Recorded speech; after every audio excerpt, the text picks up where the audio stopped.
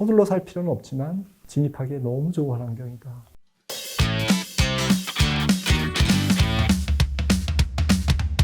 달러 얘기도 잠깐 좀 해볼 네. 텐데 앞에서 했던 얘기를 근거로 봤을 때는 달러 가치가 계속 오른다 하더라도 연준에서는 이걸 별로 이렇게 잡으려는 의지는 없지 않을까 싶기도 하거든요. 환율 네. 상황은 좀 어떻게 해석하고 계십니까? 달러 강세는 미국 주식시장에도 안 좋고 네. 또 애플이나 구글이나 마이크로소프트 같은 글로벌 기업들의 매출액을 감소시키고 그렇죠. 굉장히 어려운 문제를 야기하고 있죠. 네. 그럼에도 불구하고 연준이 환율에 대해서 언급을 안 하는 부분은 아무래도 이제 수입 물가 네. 안정의 효과를 받겠다는 거죠. 베니핏을 지금 얻고 맞아요. 있기 때문에 일단은 큰 코멘트가 없더라고요. 네네. 보통 이 정도의 달러 강세면 언급을 할 만도 한데 오히려 재무부가 좋아하고 있다는 뭐 기사까지 나오니까 환율도 역시 그렇죠. 복잡하게 네. 움직이죠. 첫 번째 결론은 저는 올해 한 12월 정도 빠르면 네. 좀 1차 달러 강세는 멈출 것 같아요. 달러가 약세로 갈 것 같습니다. 근데 당장 그러면 그때까지는 시간이 아직 좀 남았는데 그러면 진짜 1,500원 찍는 거 아니에요?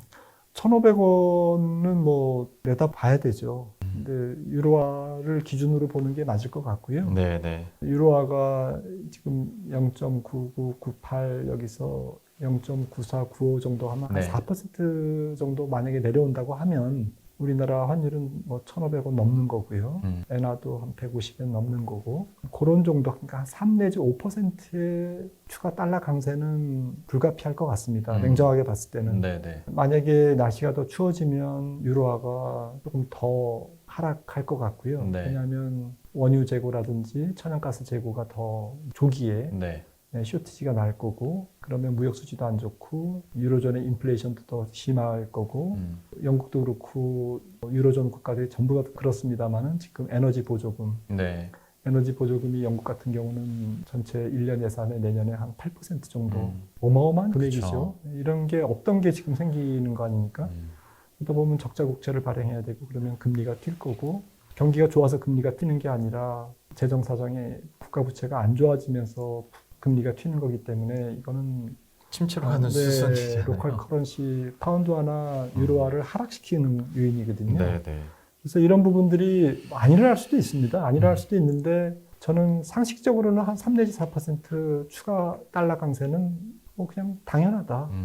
안 일어나면 너무 좋은데 지금 그 표가 이제 그렇게 말해주고 있다라고 보고 있는데 네. 그 이상은 절하다가 안 될 것 같아요. 왜냐하면 뭐 겨울이 1년 내내 지속되는 건 아니지 않습니까? 네, 그렇죠. 그리고 환율도 가격 변수이기 때문에 조금 빨리 움직이거든요. 네. 선물 시장이지 않습니까? 그렇죠.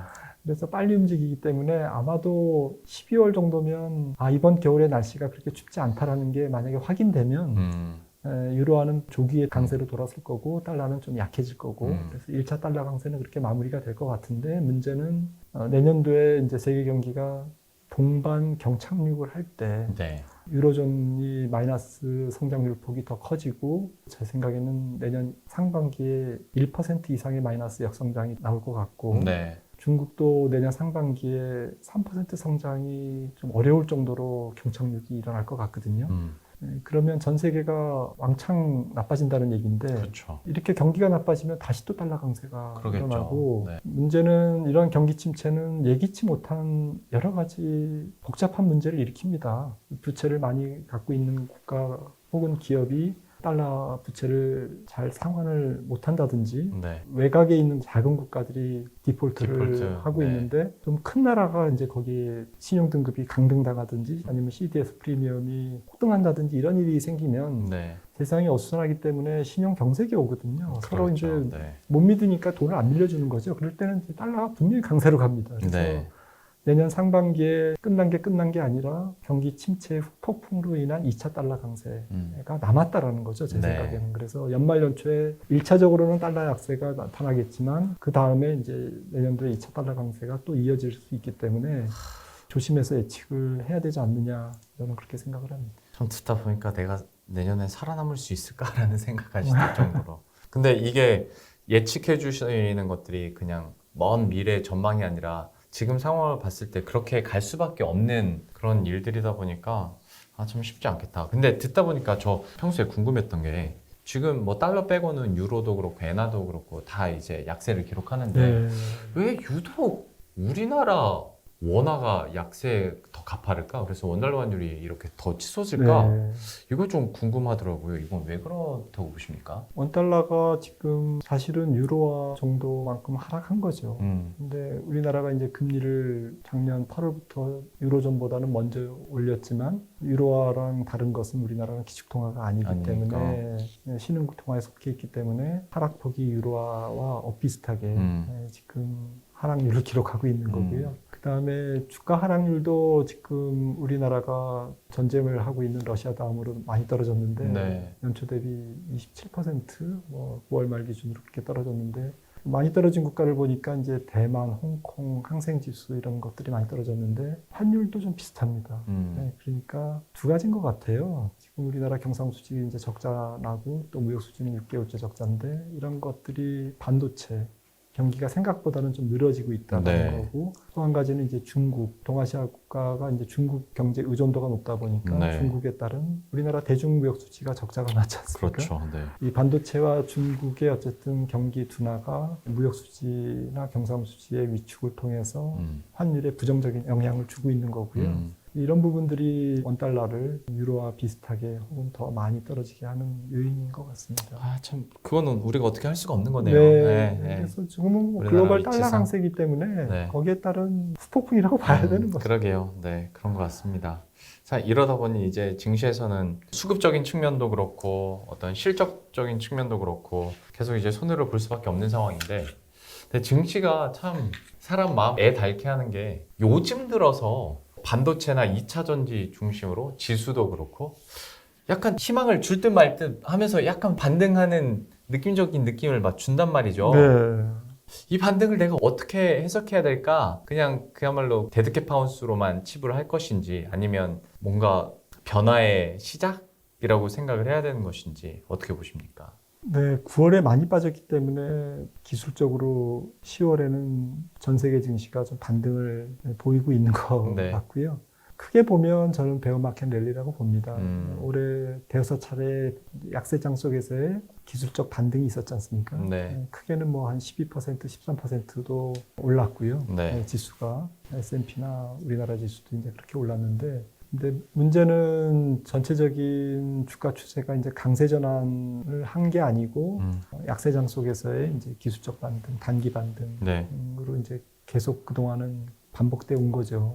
이번에도 이제 그런 흐름이라고 봅니다.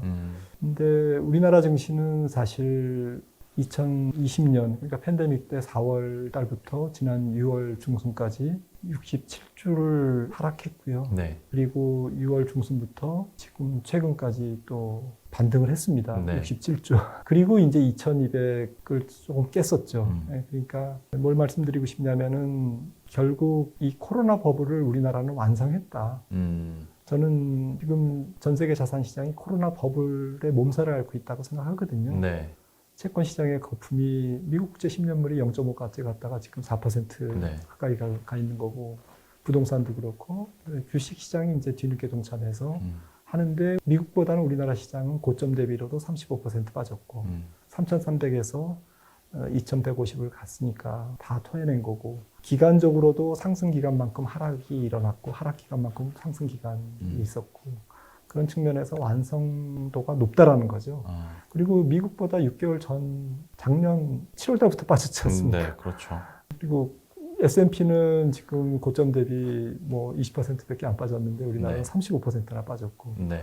코스닥은 뭐 더 말할 것도 없고, 그래서 우리나라는 사실은 거의 완성을 했다는 거죠. 완성도가 높다라는 표현이 그러니까 뭐 이제 토할 거 다 토해냈다는 네. 그 맞을매 표현이신가요? 다 맞았다. 맞을매 다 맞았다. 맞을매 다 맞았고 거품스러운 거 다 걷어냈다. 코스피 상장 기업들 뭐 0.5% PBR 되는 기업이 하나증권 분석에 따르면 절반이 넘는다고 그러더라고요. 아, 그래요? 네, 기사에서 봤는데 계산이 맞다면 지금 8.8배인가요? PER 이 정도, 그리고 PBR 이 정도는 거의 완성된 거죠. 문제는 미국장이 바닥을 아직 안 친 거죠.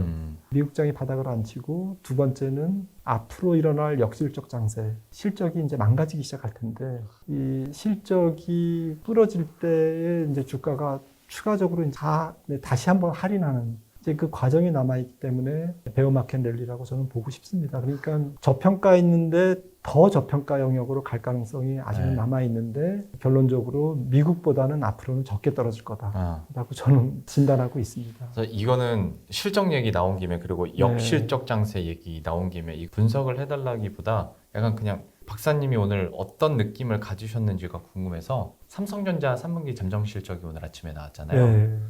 증권가 컨센 평균이 11조 9천억 원이었습니다. 근데 특권을 열어봤더니 10조 8천억 원이 나왔어요. 1조 정도가 다 더 네. 낮게 나오죠. 마이너스 20% 전년 동기 대비했을 때 떨어지는 것도 야 이제 꺾인다 했는데 마이너스 한 31%가 났단 말이죠. 그 숫자 보고 좀 어떤 느낌 가지셨어요? 반도체 애널리스트 분들 이렇게 얘기 들어보면 아직까지는 삼성전자 실적 바닥이 안 나왔다라고 보는 분들이 좀 많은 것 같고요. 가령 뭐 삼성전자 분기 실적이 5조에서 6조 정도 찍어야 네. 바닥이 나올 거다라고 이제 5조에서 6조요? 네, 저는 그렇게 생각합니다. 그 정도 찍을 거라고 생각을 하고 오히려 뭐 빨리 찍으면 찍을수록 반등도 좀 빨라지는 게 아닌가 싶은 그렇긴 생각은 하겠죠. 드는데 네. 아무튼 이번 구간에서 경기 침체의 폭풍을 반도체도 피해가지 못한다라는 것이 삼성전자 실적으로 드러나고 있는 거고요. 네, 네. 재고 대비 수요가 좀 미스매칭되고 있지 않습니까? 네. 이 부분이 이제 경기 침체에 따른 서막이죠. 그렇죠. 그리고 이제 그게 이제 실적으로 후행적으로 나타나는 게 이제 내년 상반기나 내년 1년간 계속 나타날 거기 때문에 네. 분기 실적으로 네. 이제 이런 부분들이 앞서 말씀 나눈 역실적 장세, 실적이 미끄러져 내려가면서 주가가 버티지 못하고 사람들이 주식을 못 참고 던지는 사실은 사야 될 시점인데 불구하고 수급이 엉키는 거죠. 이제 이런 시기 또 미국장이 안 좋다 보니까 이제 억울하게 우리나라 시장이 더 빠지고 네. 같이 빠지고 네. 안 빠져야 될 주가도 같이 조정을 보이는 좀 억울한 면이 있죠. 네. 이런 과정이 어수선한 과정이 이제 앞으로 내년 상반기까지 진행될 것 같은데요. 거듭 말씀드리지만 펀더멘탈로는 저는 돈만 가지신 분들은 주식이 하나도 없다, 거의 없다 이런 분들은 주식을 서둘러 살 필요는 없지만 진입하기에 너무 좋은 환경이다. 한 12월부터 지금부터도 네, 피터 린치가 그러지 않았습니까? 그 아. 주식을 약세장을 빠져나올 수 있으면 정말 근사한 일이지만 그렇게 빠져나왔다고 해도 반등을 정확하게 예측해서 진입한다라는 보장이 어디 있겠냐. 그렇죠. 네.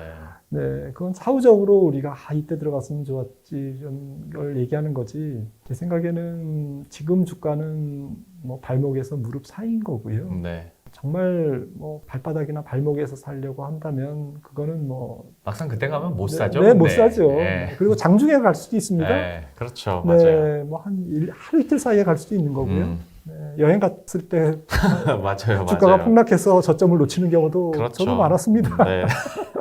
그렇죠. 그게 현실적인 거죠. 네, 네. 정강이에서 어느 정도 만족을 하고 네. 상방이 훨씬 많으니까 그런 네. 정강이만 돼도 네. 그러면 지금으로서 돈을 갖고 계신 분들이라면 충분히 매력적인 네, 구간이다. 네. 용기가 필요한 구간이라고. 네, 근데 서두를 필요는 없을 것 같아요. 음. 앞서 말씀드린 그런 배경에서. 알겠습니다. 갖고 계신 분들은 당연히 계속 그냥 네, 밀고 가야 되는 거죠, 그거 하는데 이제 앞으로도 한 대세 상승, 그러니까 추세적인 상승장이 나오려면